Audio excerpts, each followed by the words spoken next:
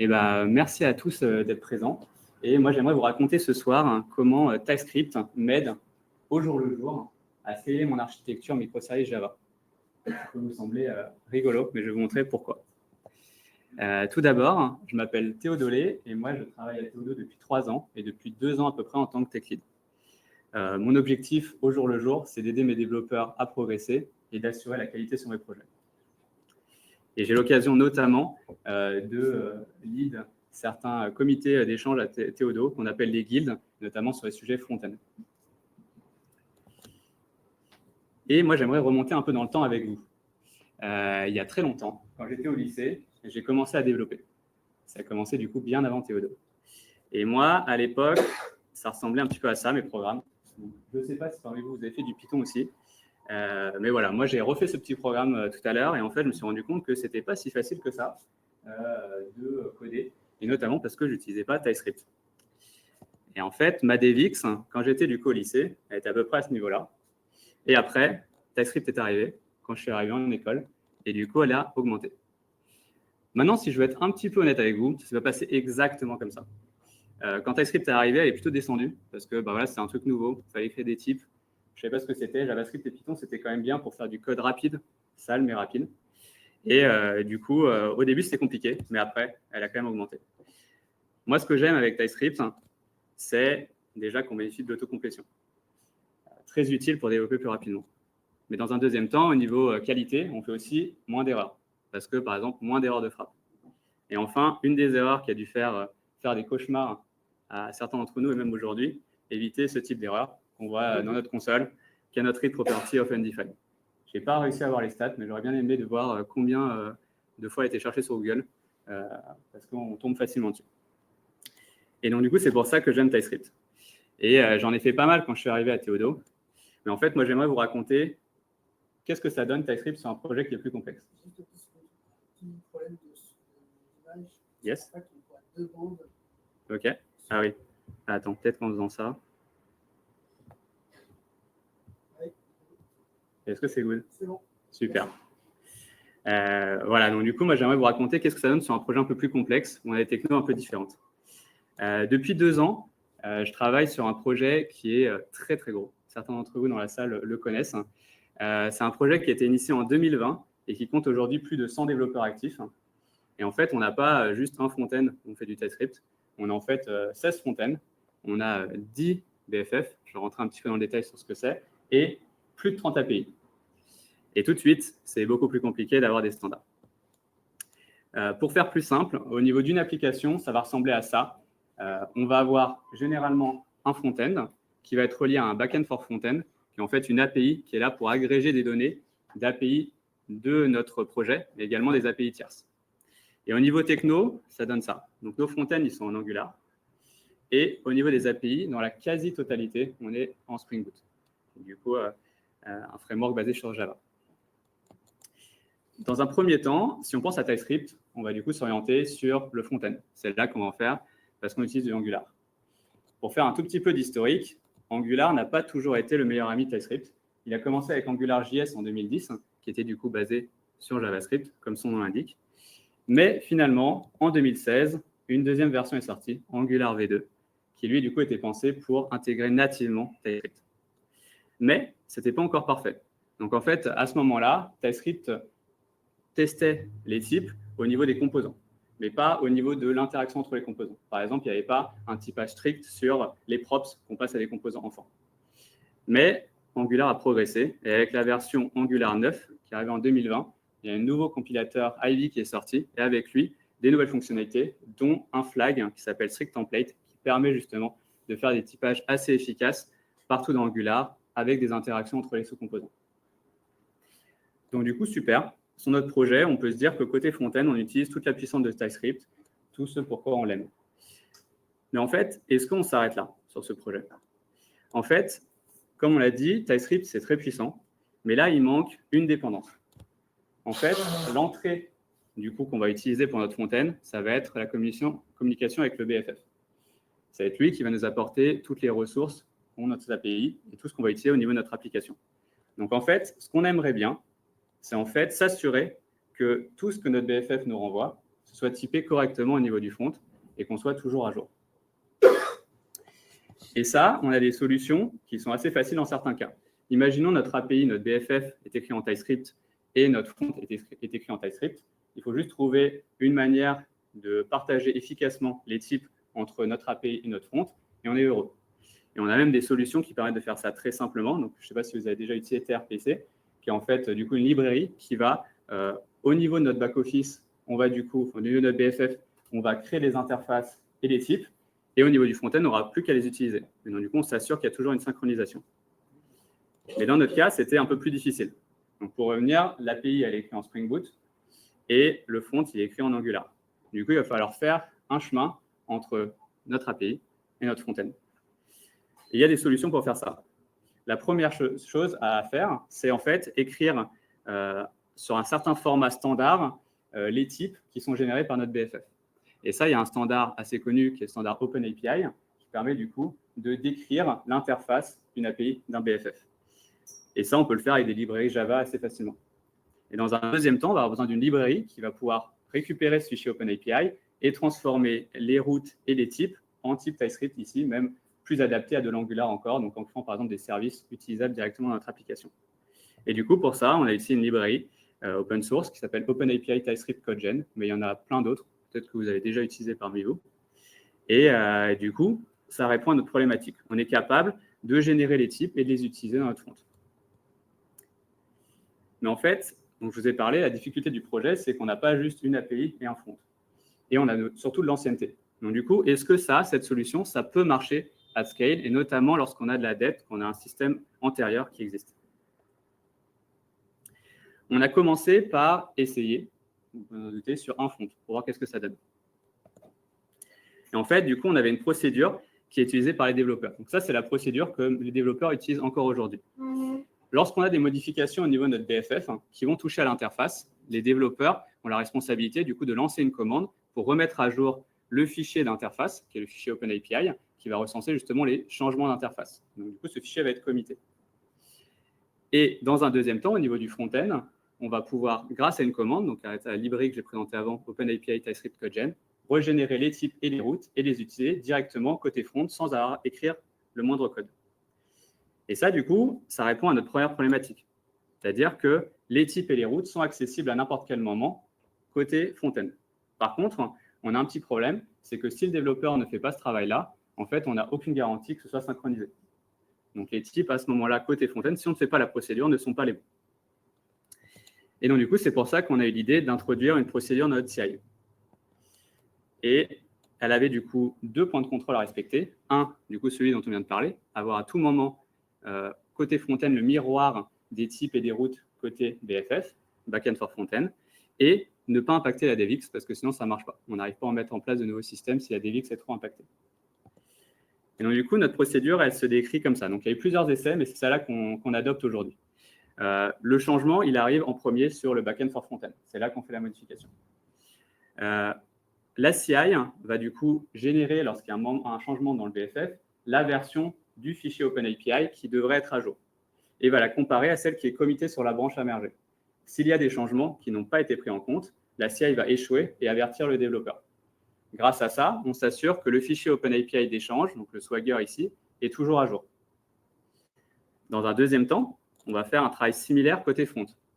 Là, la CI du front-end, en fait, va se lancer s'il y a un changement dans le back-office, dans le BFF, et si l'interface d'échange a changé, donc le fichier OpenAPI.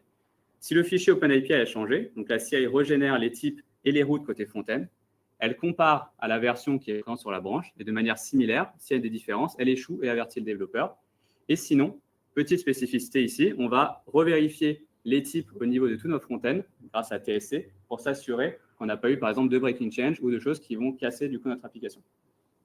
Donc, grâce à ça, grâce à cette partie de CI, on s'assure que les types sont toujours alignés avec le Swagger, lui-même toujours aligné avec le BFF, et qu'on n'introduit pas de breaking change. Enfin, certains breaking change. On va revenir après. Et donc, du coup, après, on a pu se lancer sur la mise en place au niveau des différents fronts. Donc là, dans un premier temps, on a essayé du coup le système pendant quelques mois sur 2 front-ends qui avaient des tailles différentes. Et dans un deuxième temps, donc récemment, depuis septembre, on a pu le mettre en place très rapidement sur 5 autres fronts qui bénéficiaient d'un BFF. Comme on l'avait vu, tous les fronts n'ont pas de BFF, de backend for frontend, donc c'est un peu plus compliqué dans les autres cas. Mais pour tous, cette structure-là, c'était facile de l'utiliser. Du coup, voilà qu'est-ce qu'on a mis en place. Et je voulais détailler quelques avantages supplémentaires et quelques limites.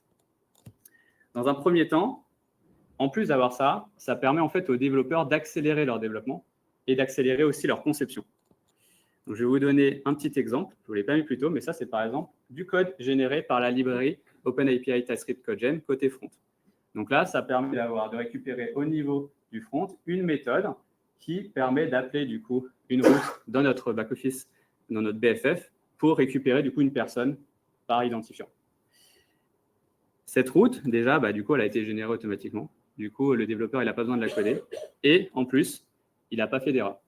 Parce que le développeur qui l'écrit la première fois, peut-être qu'il va rajouter un S au niveau de l'URL, ou alors qu'au niveau du DTO de sortie, il va rajouter un champ, ou un champ va avoir un problème de naming.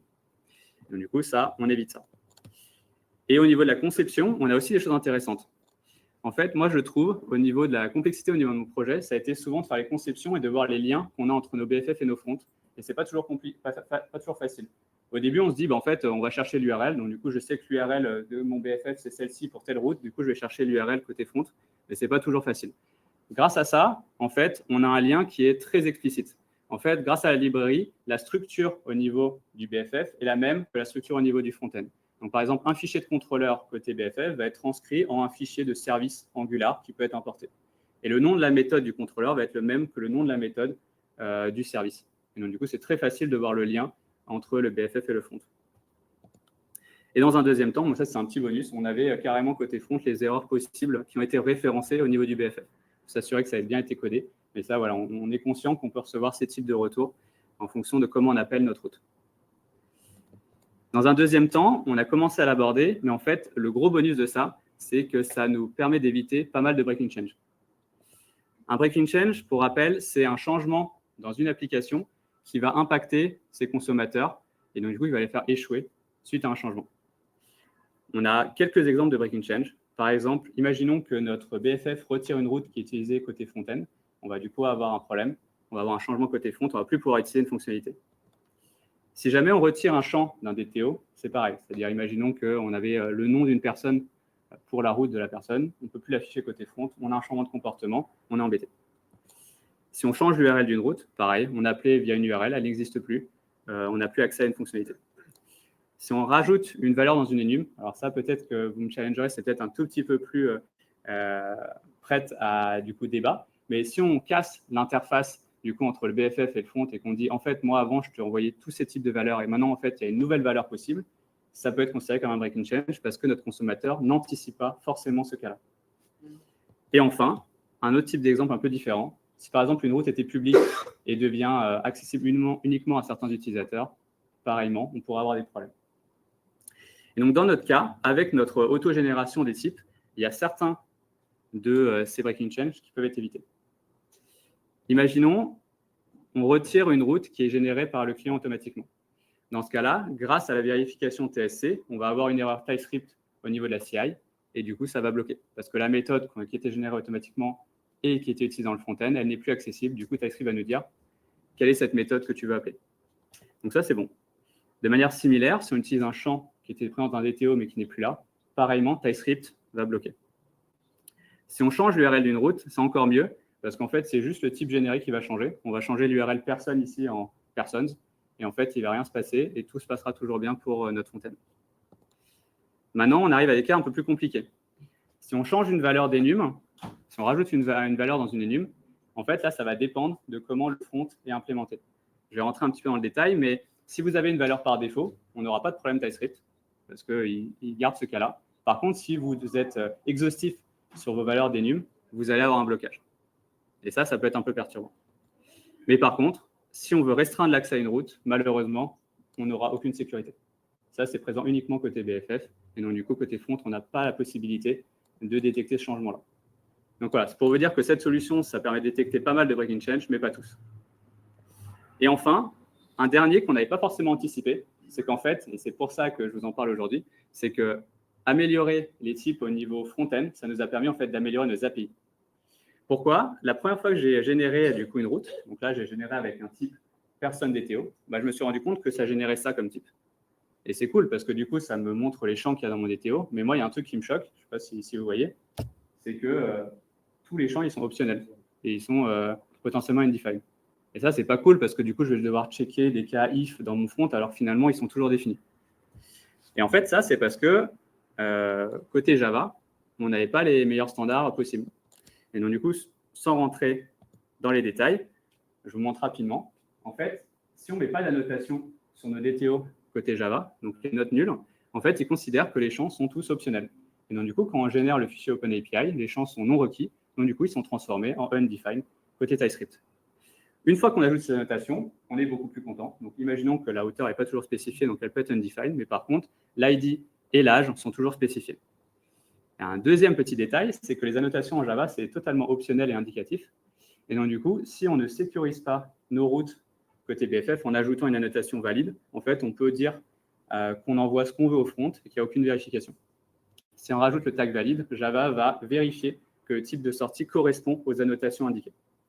Et donc, du coup, grâce à TypeScript, grâce au type généré, en fait, on s'est rendu compte qu'on a sécurisé notre BFF et qu'on est sûr maintenant de ce qu'il renvoie, alors qu'avant, ce n'était pas du tout le cas. Et ça, c'est qu'un exemple parmi tant d'autres. Donc là, on a parlé de DTO de sortie, mais ça marche pour les DTO d'entrée. Et par exemple, ça marche pour la dépréciation. Au niveau de votre route, vous ajoutez une annotation deprecated côté BFF. Grâce à la génération des types, vous avez accès côté front-end, directement dans votre IDE, qu'une route est dépréciée via la méthode. Et donc, du coup, vous savez que peut-être il ne faut pas l'utiliser. Et ça, je trouve que c'est des trucs qui sont très intéressants parce que ça rajoute du lien entre votre BFF et votre front-end. Mais il y a quelques challenges. Nous, ça a marché dans certaines conditions. En fait, nous, ça a marché déjà parce qu'on est dans un monorepo, qui est certes énorme, comme on a parlé, mais avec un multirepo, ça serait beaucoup plus compliqué. En fait, un monorepo, ça marche bien parce que ce qui fait que ça marche, c'est que lorsqu'on a des changements dans notre fichier d'interface, notre fichier OpenAPI, on est capable de déclencher une CI pour vérifier que tout est à jour. Mais si on imagine qu'on est dans un multirepo et que du coup, notre back-office, enfin notre API et notre front sont dans deux repos séparés, comment on fait le lien? Comment on sait que le back-office a changé et du coup, il faut vérifier le front-end? C'est beaucoup plus compliqué de faire le lien et de faire ces détections. Et malheureusement, je n'ai pas de solution tout de suite, mais j'imagine qu'on pourra en trouver, mais beaucoup plus complexe. La deuxième chose, on en a parlé légèrement, mais c'est qu'il y a justement vérifier les breaking change comme ça, c'est très bien dans certains cas, mais il ne faut pas que ça vous bloque non plus. Et donc, du coup, je vais vous donner un exemple. On a parlé rapidement des enums. Là, imaginons qu'on a une enum qui recense des sports et qu'on utilise un record pour traduire chaque clé en sa version française. Donc ça, c'est notre front-end, et ça, c'est l'enum qu'on va récupérer, du coup, qui est généré depuis l'API. Imaginons maintenant qu'on rajoute une valeur dans notre enum. À votre avis, qu'est-ce qui va se passer? Notre CI, elle va échouer. Pourquoi? Parce qu'en fait, dans notre record, on est obligé de spécifier toutes les valeurs pour toutes les clés. Et donc, du coup, on ne va pas pouvoir merger. Et maintenant, imaginons que je n'ai pas codé comme ça via un record, mais que j'ai codé via un switch map. Et donc, du coup, on a tous les cas qui sont référencés dans l'enum et un cas par défaut. Bah, dans ce cas-là, en fait, quand j'ajoute une valeur dans mon enum, bah, rien ne se passe, tout se passe bien et je peux continuer. Et donc, du coup, vous voyez que là, il y a un trade-off entre je veux être rapide et je veux que mes changements côté BFF n'impactent pas trop le front. Et donc, par exemple, j'ajoute une enum et je le coderai plus tard côté front-end où ça n'a pas trop d'impact. Mais par contre, ça veut dire que potentiellement, on peut oublier. C'est-à-dire que ce cas-là, on a dit notre front-end, il est toujours OK, il va faire la bonne chose, il va traduire correctement la valeur. Mais ce n'est pas forcément le cas. Et donc, du coup, on peut souhaiter plutôt d'utiliser des records et s'assurer, du coup, de faire le changement côté front-end si notre interface a été cassée, donc via l'ajout d'une enum. Et enfin, un point important, c'est que nous, encore une fois, on est sur un projet qui a commencé en 2020, qui a du coup beaucoup de dettes techniques. Et ça, je vous montre ça. Du coup, ça, c'est les 7 fronts d'intérêt aujourd'hui sur lesquels on travaille. Et bien ça, du coup, c'est les méthodes qui sont générées manuellement dans tous les fronts. Donc, vous voyez notamment le bleu, il a plus de 130 méthodes qui sont générées manuellement. Et donc, du coup, ça veut dire type généré manuellement, etc. Et donc, du coup, comment on fait dans ce cas-là? Aujourd'hui, je n'ai pas forcément de solution, mais moi, mon idée, et c'est ce qu'on a commencé à faire, c'est que pour les petits front-end, donc on considère ceux qui ont moins de 15 méthodes qui sont générées manuellement, on va pouvoir faire ça en opération coup de poing. On va passer une demi-journée, une journée homme pour migrer toutes les routes vers des routes qui sont générées automatiquement. Et ça, le grand gain, c'est que du coup, ces personnes-là, elles ont un seul système sur leur front-end et qu'elle s'assure qu'elle vérifie la majorité des breaking change. Par contre, pour les gros fronts, c'est un peu trop compliqué de se lancer là-dedans. Et donc, du coup, on se dit qu'on va juste, pour toutes les nouvelles fonctionnalités, passer par les méthodes autogénérées. Et lorsqu'on fait des refactos, lorsqu'on repasse sur un endroit du code qui pourrait utiliser une méthode générée, dans ce cas-là, on le fait. Et le problème, c'est qu'on a deux standards qui cohabitent. Mais c'est la manière qu'on fait en ce moment. Du coup, pour résumer, s'il y a 3 choses importantes que vous pouvez retenir aujourd'hui, c'est qu'en fait, générer automatiquement les types entre ces API et ces front-ends, ça a accéléré nos développements et ça a amélioré la DevX. Ensuite, ça comporte de nombreux avantages, comme la détection et éviter des breaking change. Et en fait, ça tire l'amélioration au-delà. Donc, on a beaucoup parlé de BFF, mais en fait, comme les BFF dépendent des API, pareil, on tire la qualité jusqu'aux API, jusqu'au bout de l'architecture.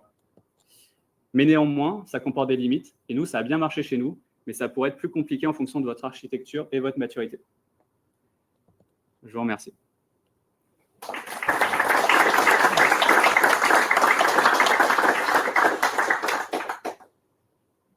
Yes.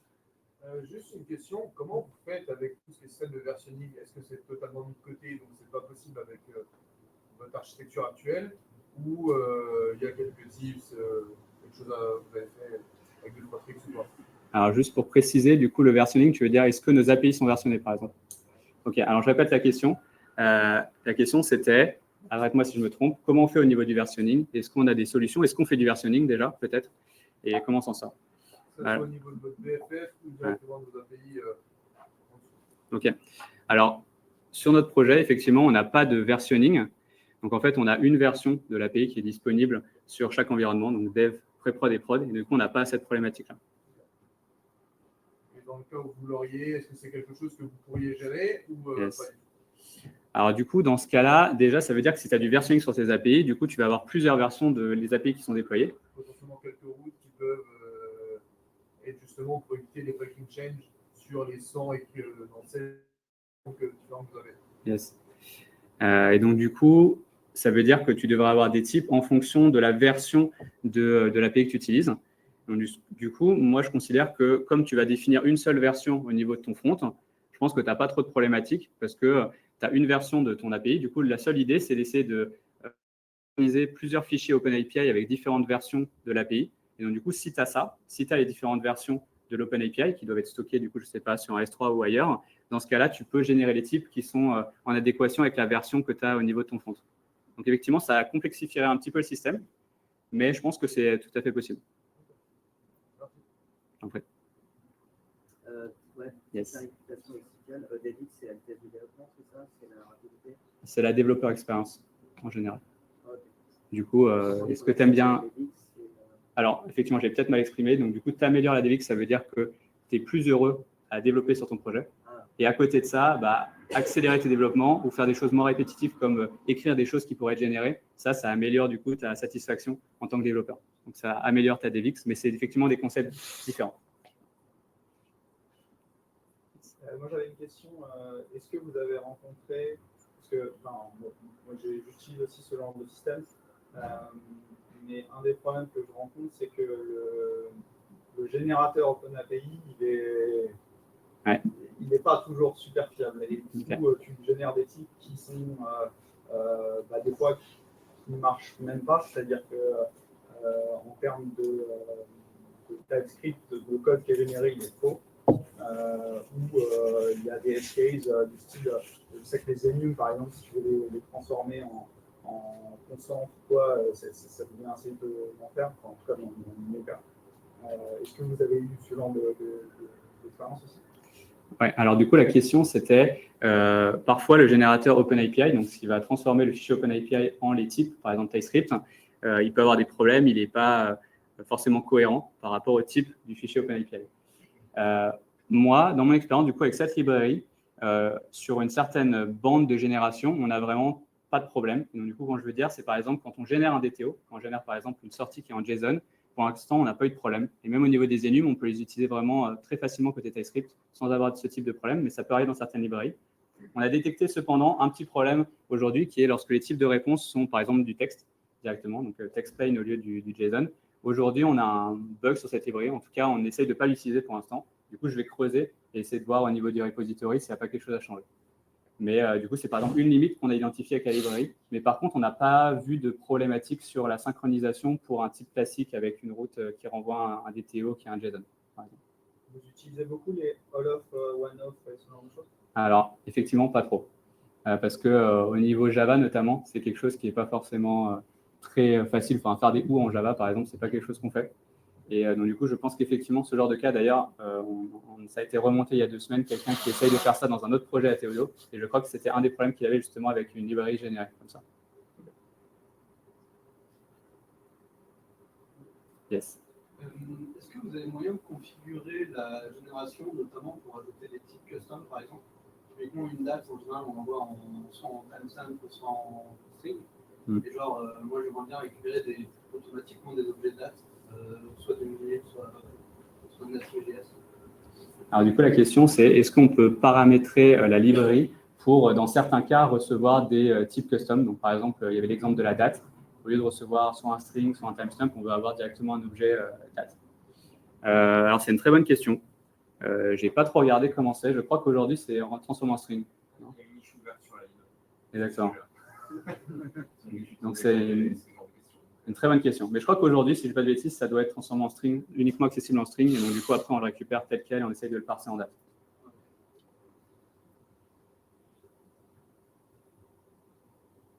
Une question? Merci beaucoup. Merci.